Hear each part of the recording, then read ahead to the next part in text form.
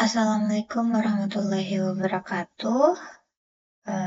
Halo teman-teman semua, perkenalkan nama saya Syalzananda dengan NIM S1S1230052.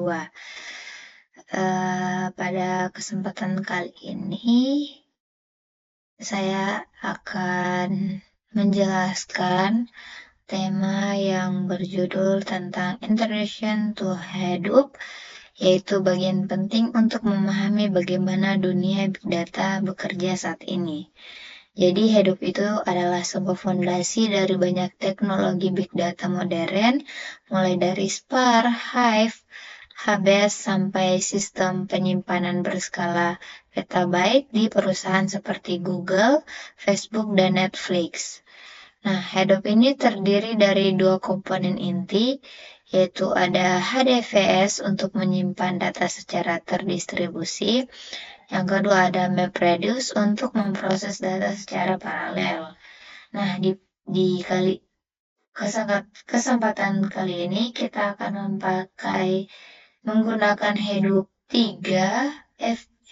versi 3 yang membawa banyak fitur baru dan peningkatan signifikan.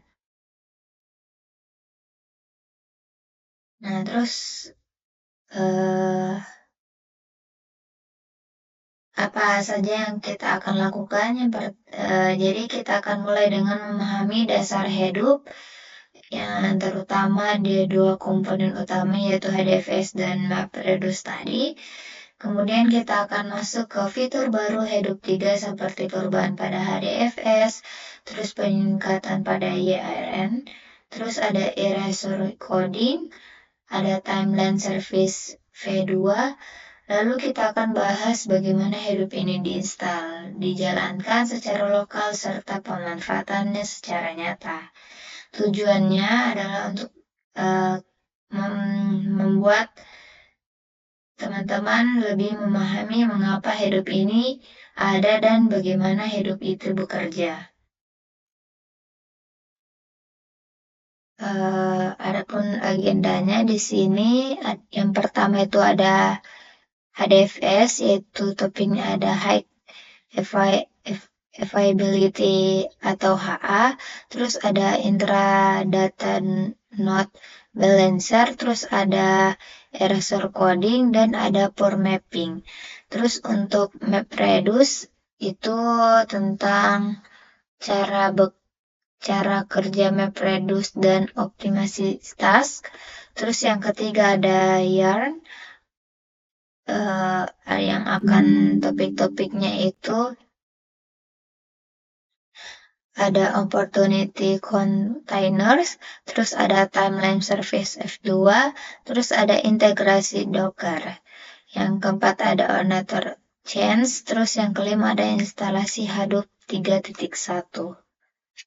Nah, agenda inilah yang akan membawa kita dari fondasi sistem sampai ke fitur lanjutan Hadoop 3. Selanjutnya itu Hadoop Distribusi File System atau HDFS. Nah, HDFS ini tadi saya sudah jelaskan, itu adalah sebuah sistem file terdistribusi yang menjadi jantung Hadoop. Nah, dirancang menggunakan Java, terus HDFS ini juga berjalan di atas file system seperti X4 atau XVS. Tujuan utamanya itu adalah yang pertama, menyimpan data dalam ukuran besar hingga petabyte. Yang kedua akan menyimpan data banyak server. Yang ketiga tetap bekerja walaupun hardware-nya gagal. Yang keempat menyediakan pemrosesan paralel yang efisien. Konsep utamanya itu adalah block based storage, bukan file based. Next, file dibagi menjadi blok. Jadi HDFS itu tidak menyimpan file besar sebagai satu kesatuan utuh, tapi filenya itu dipotong menjadi beberapa blok, misalnya 125 MB per bloknya. Contoh saja semisal file 1 GB itu kan kalau dalam bentuk MB-nya itu 1000 1024. Nah, block size-nya itu setiap block size itu ukurannya 128 MB. Nah, dibagilah menjadi 8 blok. Adapun kenapa hal itu dilakukan, keuntungannya itu yang pertama, distribusi datanya itu lebih fleksibel. Yang kedua, pemrosesan paralelnya lebih mudah dilakukan. Yang ketiga, data tidak hilang walaupun sebagian node-nya itu gagal. Yang keempat, mendukung replikasi per bloknya. Next. Dampak blok terhadap replikasi. Jadi, HDFS itu memakai mekanisme replikasi. Defaultnya itu ada replication faktornya itu adalah 3. Jadi, artinya setiap blok itu disalin sebanyak 3 kali. Jadi, jika kalau ada bloknya 8, maka total blok yang tersimpan itu ada 24 blok. Jadi replikasinya itu untuk memberi yang pertama redundansi, yaitu data tetap aman walaupun satu node-nya rusak. Yang kedua fault tolerance, yaitu klasternya tetap berjalan. Yang ketiga itu adalah distribution, yaitu proses bisa memilih salinan blok terbaiknya. Inilah salah satu kekuatan terbesarnya dari Hadoop. Oke, next. Keunggulan arsitektur blok. Jadi HDFS itu tadi menggunakan arsitektur blok untuk yang pertama, penyimpanan yang terdistribusi. Artinya data tersebar di banyak node tanpa batas ukuran satu server. Yang kedua, pemrosesan paralel, yaitu setiap blok bisa diproses secara mandiri oleh worker node-nya. Yang ketiga, pemulihannya itu lebih mudah. Jadi replikasi ini memungkinkan recovery data secara otomatis. Yang keempat ada efisiensi bandwidth, yaitu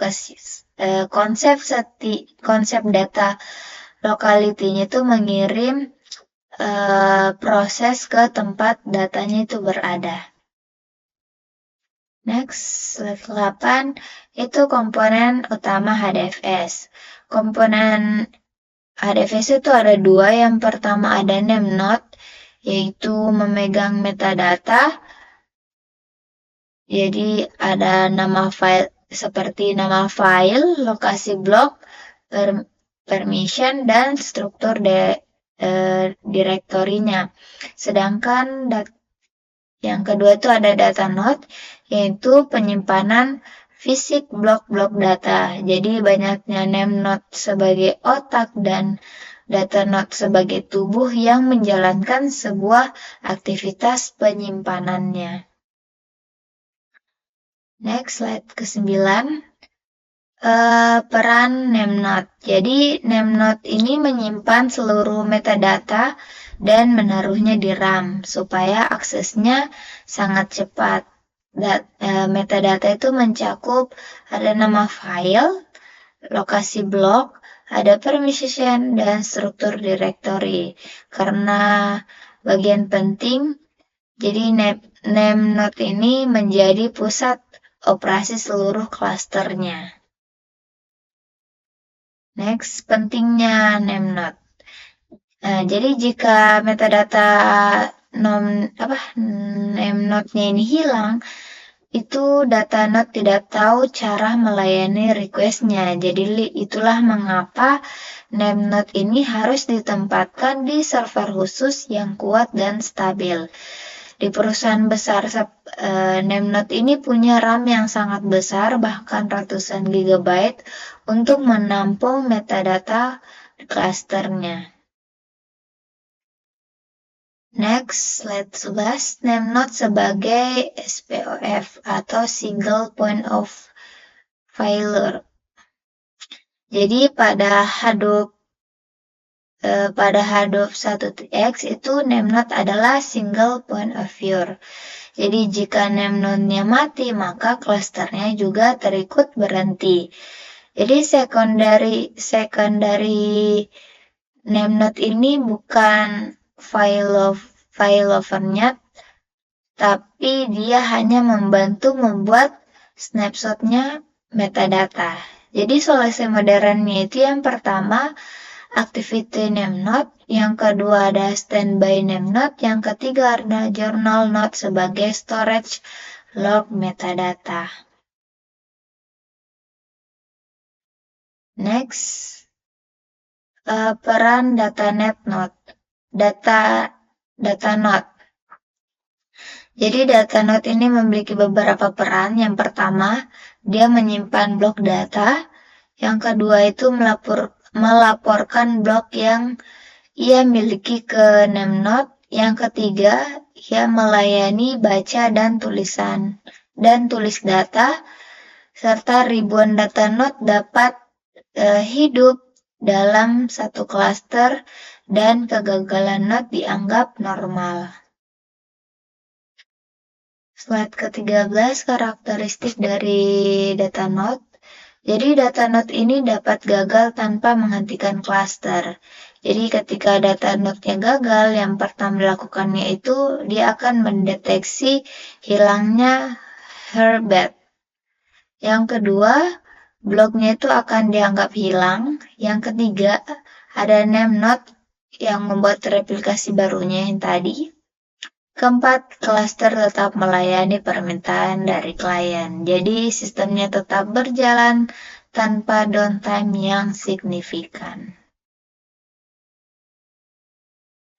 Next, proses saat data node-nya itu gagal.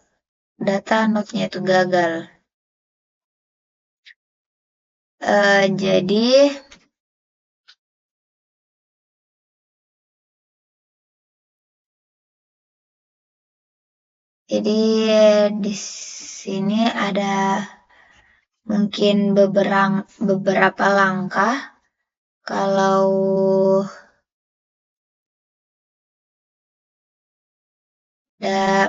data node-nya itu gagal.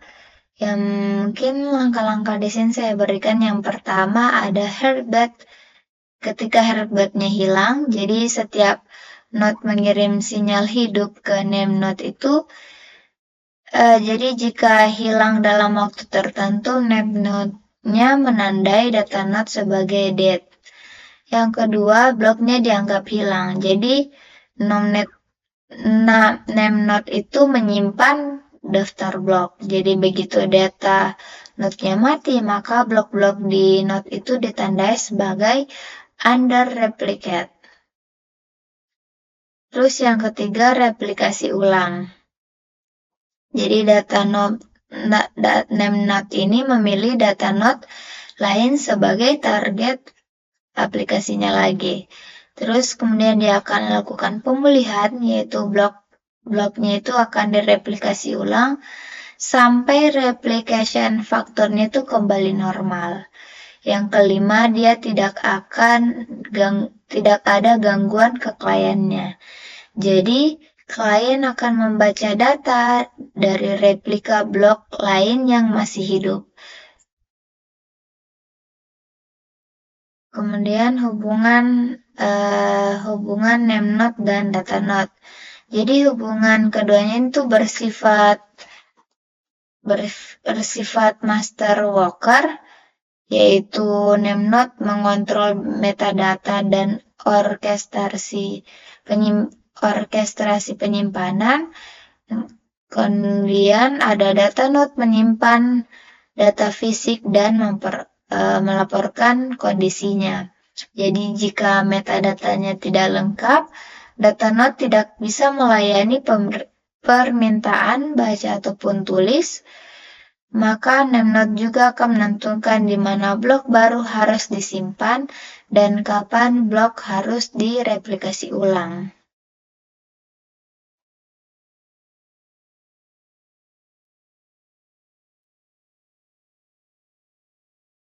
Contoh arsitektur cluster HDFS, yaitu di sini kita sebutkan dulu apa-apa saja di dalamnya. Yang pertama ada satu server kuat untuk menjalankan name node. Yang kedua,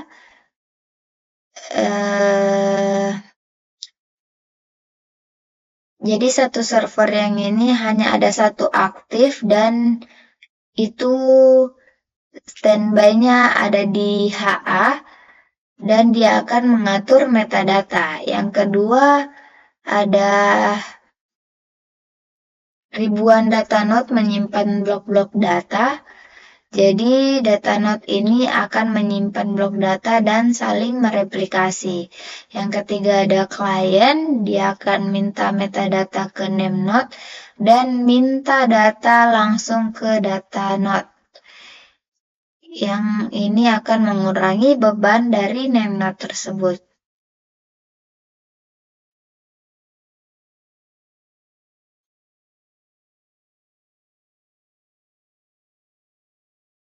Ini adalah diagram mapping file to block. Jadi kita lihat yang panel paling kiri itu ada klien. Klien ini akan mengirim permintaan file ke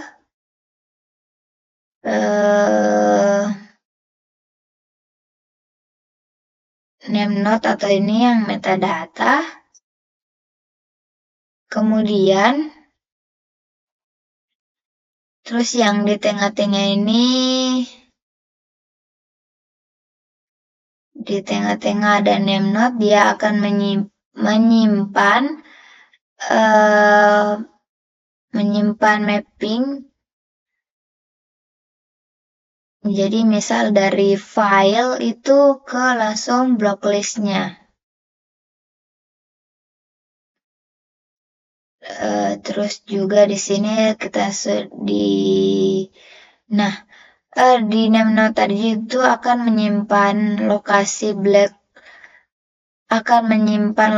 blok di data node dan akan mengelola replikasinya. Sedangkan kita lihat di sini juga sudah terdapat data node yang sudah tercluster. Jadi tiap data ini akan menyimpan beberapa blok. Ada multi replika, terus juga ada para internal menuju ke replikasi antar data node-nya.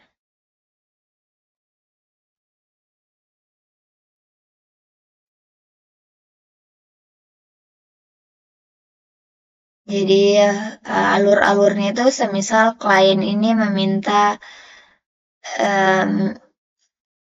klien ini pergi ke pertama di name node untuk minta metadata. Terus di name node ini akan ke klien juga, dia akan memberikan informasi lokasi bloknya. Terus klien juga akan ke data nodes, akan baca dan tulis datanya. Terus data node ini juga akan ke data node lain untuk replikasi secara otomatis. Ini yang menunjukkan bahwa decouple arsitektur antar metadata dan datanya. Next, selanjutnya high availability atau HA. Jadi H21.x itu tidak memiliki HA. Jika name node-nya gagal, maka klasternya mati total. Sedangkan kalau H2 ini 2.x itu memperkenalkan yang pertama ada aktif name node, yang kedua ada standby name node, dan yang ketiga ada share edits. Jadi ketika aktifnya gagal, standby-nya lah yang ambil alihnya. Inilah adalah HA diagramnya. Jadi yang pertama yang aktif name nodes itu dia akan memproses semua request dan mencatat metadata ke jurnal node-nya atau NFS share storage-nya. Terus juga ada yang bakal standby, jadi dia berfungsi untuk selalu mengikuti perubahan metadata dari journal notes dan siap menjadi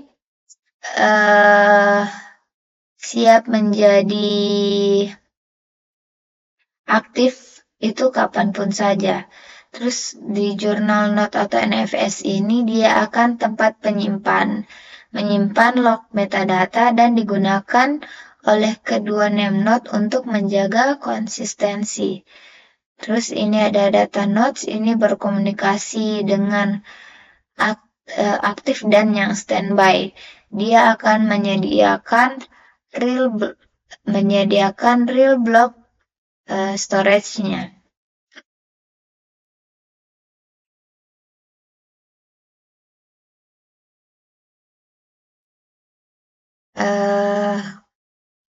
Masuk ke Hadoop 3.s. Jadi Hadoop 3.s inilah yang menyempurnakan HA karena dia mendukung 2 standby name node. Yang kedua, dia akan menggunakan 5 journal node untuk mencapai quorum. Dan yang ketiga adalah recovery lebih cepat dan lebih tahan terhadap kerusakan besar. Jadi hardware untuk aktif dan standby ini harus identik untuk menghindari mismatch performanya. Next, Intra Data Node Balancer. Jadi Hadoop 3 ini memperbaiki masalah internal data nodes. Jadi jika data node-nya ini memiliki banyak disk, distribusi bloknya itu bisa timpang disk tertentu yang penuh, sedangkan disk lainnya itu kosong. Jadi intranode balancer itu menyeimbangkan blok di dalam satu node. Yang kedua, mengurangi bottleneck I/O. Yang ketiga, meningkatkan performa MapReduce dan VARJOB. Ke slide selanjutnya, erasure coding atau EC. EC ini adalah pengganti replikasi tradisional. Jadi replikasi 3 kali itu sama dengan itu memiliki overhead 200%, sedangkan EC kalau overheadnya itu hanya 40%. Jadi EC-nya ini akan membuat Hadoop lebih hemat penyimpanan dan tetap menjaga keandalan datanya.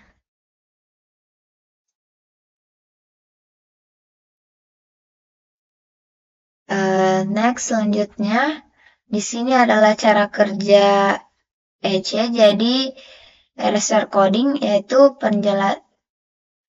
itu yang pertama, data akan dipecah menjadi fragmen. Yang kedua, ditambahkan fragmen paritas. Yang ketiga, akan disimpan dan menyebar ke data node yang berbeda. Yang keempat, hilang sebagian untuk direkonstruksi. Jadi EC ini mirip RAID 5 tapi pada skala cluster. Jadi dia lebih hemat storage dan lebih berat pada CPU-nya. Next, port numbers. Jadi Hadoop 3 ini memindahkan port layanan dari port kernel Linux ke port tetap untuk menghindari yang namanya konflik. Nah, port name node ini secondary name node dan data node itu berubah sehingga konfigurasi klasternya lebih stabil. Next, diagram mapping reduce. Jadi di sini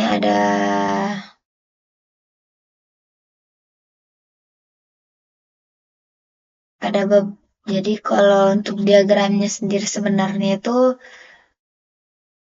dia dipotong menjadi 3. Di sini nanti penjelasannya dia akan menjadi 3 bagian, yaitu ada splitting, ada mapping, ada shuffling, ada reducing. dan ada jumlah akhirnya. Jadi yang pertama, di sini kan ada 3 kalimat yang dipotong menjadi eksplisit, menjadi split. Jadi split yang pertama ada hadap cool, ada wow hadap, dan ada cool hadap wow. Kemudian dilakukan mapping. Jadi mapping ini akan menghasilkan pasangan. Jadi misalnya hadap ada satu, cool ada satu, wow ada satu, hadap ada satu. Begitu juga ini cool satu, hadap satu, wow satu. Kemudian lanjut ke shuffling, dia akan mengelompokkan kata yang sama di not yang tepat. Jadi dia kumpulkan dulu yang hadapnya itu ada 3, terus dia kumpulkan lagi yang kata cool ada 2 dan wow ada 2. Kemudian masuk ke reducing, dia ini akan menjumlahkan nilai R di setiap katanya. Jadi hadap itu ada 3, cool ada 2, wow ada 2. Kemudian digabung.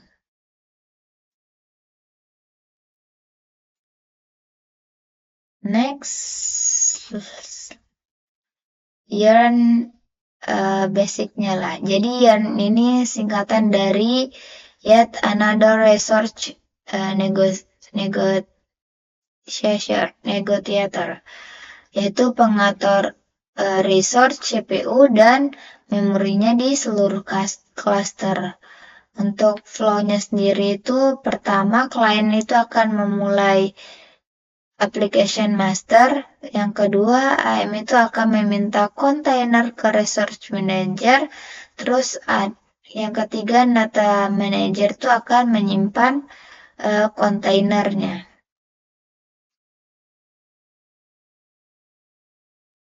Jadi kontainernya ini bisa ada beberapa ya, berupa yang pertama satu core-nya itu ada 4 GB RAM, yang kedua 2 core yaitu 6 GB RAM, yang ketiga 4 core 20 GB RAM. Jadi yang ini menginginkan banyak aplikasi berjalan bersamaan. Map dan reducernya itu dijalankan dalam kontainer, namun saat cluster yang sangat besar, efisiensi resource-nya itu menurun jika tidak diatur dengan baik. Bisa dilihat ini adalah detail diagramnya. Jadi di sini ada resource manager, itu untuk scheduler. Dia juga akan meningkatkan kontainer mana diberi resource-nya. Terus juga ada node manager. Di sini dia akan menjalankan kontainer dan mengatur life cycle dari kontainer. Terus juga ada application master. Di sini dia akan mengatur job tertentu, meminta kontainer tambahan dan mendistribusikan tasknya ke kontainer. Juga ada klien, dia akan mengirim jobnya ke resource manager. Jadi arah panahnya itu yang pertama, klien ke resource manager untuk submit job, terus resource manager ke node manager untuk allocate kontainernya, terus application master ini ke resource manager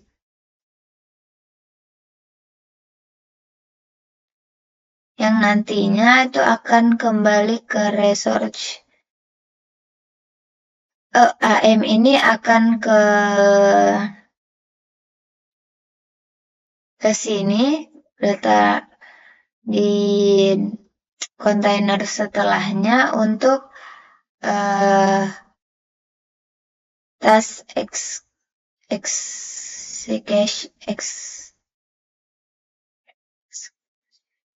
execution. Jadi inilah yang menciptakan distribusi execution-nya itu yang lebih fleksibel. Nah, jadi itulah penjelasannya tadi. Jadi di sini terakhir itu adalah Hadoop menyediakan penyediaan install yang lebih lengkap di link ini.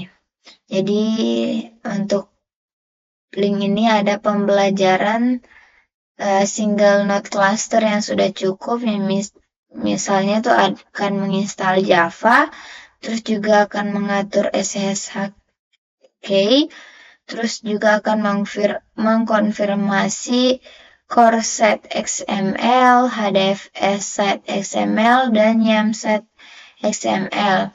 Dan juga akan menjalankan name data dan data node, dan menjalankan resource manager dan data node manajernya. Langkah-langkahnya itu disediakan yang dalam link ini. Oke, mungkin itu saja yang bisa saya dapat jelaskan. Kurang lebihnya mohon dimaafkan. Saya akhiri dengan kata wabillahi taufiq wal hidayah. Assalamualaikum warahmatullahi wabarakatuh.